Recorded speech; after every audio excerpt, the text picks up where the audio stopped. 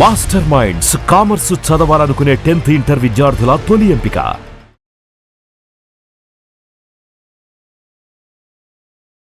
రొమ్ము క్యాన్సర్ రావడానికి ఒక ప్రధానమైన కారణం అంటూ ఏం లేదు. ఎంతో మంది ఆడవాళ్ళలో రొమ్ము క్యాన్సర్ చూస్తున్నాము. విపరీతంగా ఇది యంగ్ విమెన్‌లో ఎక్కువగా పెరిగిపోతుంది. అందుకే మాకు కూడా కొంచెం భయంగా ఉంది. ఏంటి క్యాన్సర్ ఇంత విపరీతంగా చిన్న వయసు వాళ్ళలో కనిపిస్తుంది అని. కారణం అంటూ ఏది ప్రత్యేకంగా లేకపోయినా కూడా కొన్ని కారణాలు రిపీటెడ్‌గా కనిపిస్తున్నాయి రొమ్ము క్యాన్సర్ పేషెంట్స్‌లో. ఒకటి వంశపారంపర్యంగా ఎవరి ఫ్యామిలీలో అయితే strong family history of cancer ఉంటుందో, రొమ్ము క్యాన్సర్ కానీ, అండాశయ క్యాన్సర్ కానీ, గర్భాశయ క్యాన్సర్ కానీ, లేదా వాళ్ళ ఇంట్లో ఉండే మగవాళ్ళలో ప్యాంక్రియాస్ క్యాన్సర్ కానీ, ప్రాస్టేట్ క్యాన్సర్ కానీ ఎక్కువగా ఉంటే అలాంటి ఫ్యామిలీస్‌లో రొమ్ము క్యాన్సర్ వచ్చే ఛాన్స్ కూడా ఎక్కువ. ఎస్పెషల్లీ ఒక స్త్రీకి తన తల్లికి కానీ, అక్కకి కానీ, లేదా అమ్మ వైపు ఇద్దరు చుట్టాలకి పెద్దమ్మ, పిన్ని, లేదా అమ్మమ్మ, పిన్ని, లేదా పిన్ని, పెద్దమ్మ కూతురు అలా ఇద్దరి ఆడవాళ్ళలో రొమ్ము క్యాన్సర్ కనిపించినా, లేదా నాన్న వైపు ఇద్దరికి, నాన్నమ్మకి, మేనత్తకి, లేదా మేనత్తకి ఇంకో మేనమామ కూతురికి అలా ఒకే వైపు ఫ్యామిలీలో ఇద్దరు ఆడవాళ్ళకి రొమ్ము క్యాన్సర్ కనిపించినా కూడా వీళ్ళకి రొమ్ము క్యాన్సర్ వచ్చే ఛాన్స్ ఎక్కువ. అలాంటి వాళ్ళని ముందే సంప్రదించమంటున్నాము. ఫ్యామిలీ హిస్టరీ తీసుకున్నాక వాళ్ళకి టెస్ట్స్ చేస్తాము. రక్త పరీక్షలో హెరిడిటరీ క్యాన్సర్ జీన్ అంటే వంశపారంపర్యంగా వీళ్ళకి క్యాన్సర్ వచ్చే ఛాన్స్ ఉందా లేదా, అది రొమ్ము క్యాన్సర్కే పరిమితం కాదు. ఒక 50 రకాల క్యాన్సర్స్ వీళ్ళ ఫ్యామిలీలో ఏమన్నా ఉన్నాయా, అవి వీళ్ళకి వచ్చే ఛాన్స్ ఉందా అని ఒక రక్త పరీక్ష ద్వారా మేము కనుక్కోగలము. అండ్ ఎవరికైతే వంశపారంపర్యంగా క్యాన్సర్ వచ్చే ఛాన్స్ ఎక్కువ అని తెలుసుకుంటామో వాళ్ళని అక్కడ వదిలేయము. మీకు క్యాన్సర్ వచ్చే ఛాన్స్ ఎక్కువ అని అక్కడితో ఆ కన్సల్టేషన్ ఆగిపోదు.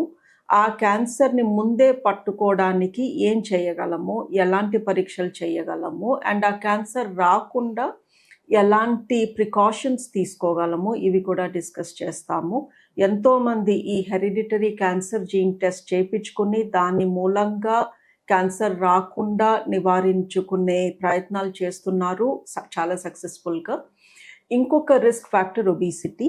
ఈ ఒంట్లో ఉండే కొవ్వు మనం చూడటానికే ప్రాబ్లం కాజ్ చేయదు. ఎవరైనా లావుగా ఉంటే అబ్బా నేను చూడటానికి అంత బాలేను అనుకుంటారు, అది అక్కడితో ఆగిపోదు. ఈ ఒంట్లో ఉండే ఎక్స్ట్రా కొవ్వు నుంచి బోల్డ్ అన్ని unnecessary unwanted bad hormones release అవుతాయి. ఈ హార్మోన్స్ మూలంగా కూడా మనకి క్యాన్సర్ వచ్చే ఛాన్స్ పెరుగుతుంది. క్యాన్సర్తో పాటు డయాబెటీస్ వచ్చే రిస్క్, బ్లడ్ ప్రెషర్ వచ్చే రిస్క్, ఇలాంటి రిస్క్స్ పెరుగుతాయి. సో ఒబేసిటీ పర్సే ఇది అపియరెన్స్నే కాదు, లోపల మన హెల్త్ని, మన క్యాన్సర్ రిస్క్ని కూడా చాలా మార్పులు చేస్తుంది. దీంతో పాటు ఇంకొక రిస్క్ ఫ్యాక్టర్ పిల్లలు కలగకపోవడం. కొంతమంది పిల్లలు వద్దనుకుంటారు, కొంతమంది పిల్లలు చాలా లేట్గా పుడతారు, అండ్ కొంతమందికి ఫర్టిలిటీ ప్రాబ్లమ్స్ ఉంటాయి. సో ఎవరికైతే ప్రెగ్నెన్సీ రాదో ఆర్ ఎవరైతే బ్రెస్ట్ ఫీడ్ చెయ్యరో వాళ్ళకి కూడా బ్రెస్ట్ క్యాన్సర్ రిస్క్ ఎక్కువ. సో బేసికలీ ఎన్ని ఎక్కువ మెన్స్ట్రల్ సైకిల్స్ ఒక లేడీకి వస్తాయో అంత ఎక్కువ రిస్క్ ఆఫ్ క్యాన్సర్. బికాస్ ప్రతి మెన్స్ట్రుయేషన్ ముందు హార్మోన్ రిలీజ్ జరుగుతుంది. ఈ హార్మోన్స్ రొమ్ముకి అంత మంచివి కాదు. ఎవరైతే ప్రెగ్నెంట్ అవుతారో, బ్రెస్ట్ ఫీడ్ చేస్తారో వాళ్ళకి ఆల్మోస్ట్ 1 year 1.5 year వరకు పీరియడ్స్ నుంచి బ్రేక్ వస్తుంది. దాని మూలంగా క్యాన్సర్ నుంచి ప్రొటెక్షన్ వస్తుంది. సో బ్రెస్ట్ క్యాన్సర్కి రిస్క్ ఫ్యాక్టర్స్ ఇప్పటి వరకు మనం డిస్కస్ చేసింది వంశపారంపర్యంగా, ఫ్యామిలీ హిస్టరీ, 2 ఒబిసిటీ, 3 పీరియడ్స్ ఎక్కువ రావడము లేదా ప్రెగ్నెన్సీ లేకపోవడము, లేదా only limited number of pregnancies, పిల్లలు ఎక్కువ మంది పిల్లలు ఉండి ఎక్కువ బ్రెస్ట్ ఫీడ్ చేసిన లేడీస్లో బ్రెస్ట్ క్యాన్సర్ కొంచెం తక్కువగా చూస్తాము. 4th life style.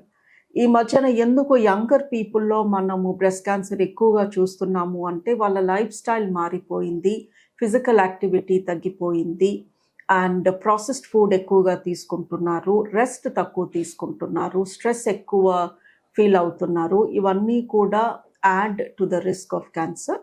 అండ్ ఎవరికైనా రొమ్ములో క్యాన్సర్ ఉంటే ప్రధానంగా వాళ్ళకి తెలిసే లక్షణం ఒక గడ్డ లాంటిది తగలటం. సో రొమ్ములో ఒక చిన్న కణితిది లాగా వాళ్ళ చేతులకి తగులుతుంది, అండ్ ఈ కణితిలో నొప్పి ఉండదు. బ్రెస్ట్ క్యాన్సర్ మూలంగా వచ్చే కణుతుల్లో నొప్పి చాలా తక్కువ ఉంటుంది. అందుకే ఆ కణితికి పెద్దగా ప్రాధాన్యం ఇవ్వరు. నొప్పి లేదు కదా, ఏదో చిన్నగా ఏదో తగులుతుందిలే అనుకుంటారు. పీరియడ్స్ ముందు నొప్పొచ్చి రొమ్ము గట్టిపడి కణుతుల్లాగా తగిలి పీరియడ్ వచ్చాక తగ్గిపోయే కణుతులు క్యాన్సర్ కణుతులు కావు. అవి కొవ్వు గడ్డలు. ఈ కొవ్వు గడ్డలు పీరియడ్ ముందు పెరిగినట్టు అనిపిస్తాయి, పీరియడ్ వచ్చాక మెత్తబడినట్టు అనిపిస్తాయి. బట్ నొప్పి లేని కణితి ఎస్పెషల్లీ ఒకవైపే ఉంటే అది క్యాన్సర్ కణితి అవ్వచ్చు. అందులో నొప్పి ఉండే ఛాన్సెస్ చాలా తక్కువ. అది కొంచెం అలా ప్రతి నెల సైజులో మార్పు కనిపిస్తూ పెరుగుతూ ఉంటుంది. ఇంకొక లక్షణం రొమ్ము పైన చర్మం గట్టిపడటం. సో చర్మం మెత్తగా సాఫ్ట్గా ఉంటుంది, బట్ ఒక ఏరియాలో కొంచెం చర్మం గట్టిపడినట్టు అనిపిస్తే అది కూడా క్యాన్సర్ లక్షణం అవ్వచ్చు. ఎప్పుడు ముందుకుండే నిపుల్ వెనక్కి గుంజినట్టు లోపలికి వెళ్తున్నట్టు ఇన్వర్టెడ్ నిపుల్ అంటాము, అది క్యాన్సర్ లక్షణం అవ్వచ్చు. నిపుల్ ద్వారా రక్తం వచ్చినా, నల్లటి రంగులో ఏదన్నా ద్రవం వచ్చినా కూడా అది క్యాన్సర్ లక్షణం కావచ్చు. చంకలో గడ్డలు తగులుతుంటే కూడా అది క్యాన్సర్ లక్షణం అవ్వచ్చు. బట్ యూజువలీ చంకలో గడ్డలు జ్వరం వచ్చినప్పుడు, జలుబు చేసినప్పుడు, బాగా దగ్గు కఫం వచ్చినప్పుడు వస్తాయి, పోతాయి. కొంతమందికి ఎండాకాలంలో అక్కడ గడ్డల్లాగా పస్లాగా వచ్చి తగ్గిపోతుంది, అది క్యాన్సర్ కాదు. బట్ రొమ్ములో ఏం లేకపోయినా చంకలో మీకు ఏదన్నా గట్టిగా తగులుతూ కొంచెం నొప్పిగా ఉన్నా కూడా డాక్టర్ని కలవడం మంచిది. బేసికలీ మన రొమ్ము ఎప్పుడు ఎలా ఉంటుంది, పీరియడ్స్ ముందు ఎలా ఉంటుంది, పీరియడ్ అయిపోయాక ఎలా ఉంటుంది అనేది మీకు తెలవకపోతే మీరు ఇప్పుడు ఇది విని ఓకే నేను రొమ్ము చెక్ చేసుకుంటాను అంటే మీకు అంతా వింత వింతగా అనిపిస్తుంది. సో ప్రతి నెల పీరియడ్ అయిపోయాక మీరు రొమ్ము చెక్ చేసుకుంటే మీకు అర్థమవుతుంది, నేను నార్మల్గా ఇలా ఉంటాను, ఇప్పుడు ఈ గడ్డ మూలంగా ఈ తేడా కనిపించింది. సో ఈ రొమ్ము ఎగ్జామినేషన్ అనేది రొటీన్ హ్యాబిట్ అవ్వాలి. ప్రతి నెల పీరియడ్ అయిపోయిన లాస్ట్ డే ఒక 5 నిమిషాలు కేటాయించి సెల్ఫ్ బ్రెస్ట్ ఎగ్జామినేషన్ చేసుకోమంటాము. ఈ సెల్ఫ్ బ్రెస్ట్ అంటే మీకు మీరు చేసుకోవడం, డాక్టర్ దగ్గరికి వెళ్ళి చేసుకుంటే అది క్లినికల్ బ్రెస్ట్ ఎగ్జామినేషన్ అవుతుంది.